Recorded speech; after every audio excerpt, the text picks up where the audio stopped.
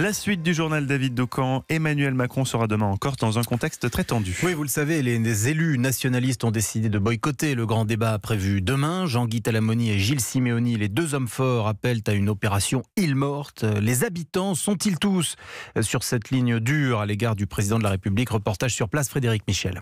Boycotter la visite du président, Anto et Simon, deux électeurs nationalistes, en sont convaincus. C'est envoyer un message fort à Paris. On la fera à l'île morte, pour montrer qu'on n'est pas d'accord avec lui. Il n'a pas accepté, il a main tendue. Tout ce qu'on a demandé, ça a été refusé. Même pour la métropole, il a répondu à rien du tout. Mais sur l'île, à la différence du continent, le mouvement des Gilets jaunes n'a pas pris. Les Gilets jaunes sont moins présents, donc peut-être que c'est notre façon à nous en Corse de montrer qu'il y a un mécontentement. Nous ne sommes pas entendus. Baisser les rideaux et boycotter la visite du président, Jean-Louis ne comprend pas cette attitude. Il estime que les nationalistes au pouvoir n'ont rien fait de concret depuis leur élection et sont prisonniers de dogmes comme la co-officialité de la langue. On a toujours tort de ne pas se rendre à un rendez-vous. La base, c'est la pauvreté, l'aide sociale, l'emploi, c'est les transports. Ça, on n'en parle pas. Un dialogue constructif et sans tabou, c'est ce qu'attend Frédéric. Il a voté nationaliste. Moi, je suis des générations qui ont connu la violence, qui ont connu les morts. Tout ça, on n'en veut plus. Maintenant, on veut le dialogue, mais on veut que l'État fasse le nécessaire. Au-delà de leurs différences, tous partagent un même sentiment. La violence n'est pas une solution. D'ailleurs, peu de Corses craignent le retour des années noires.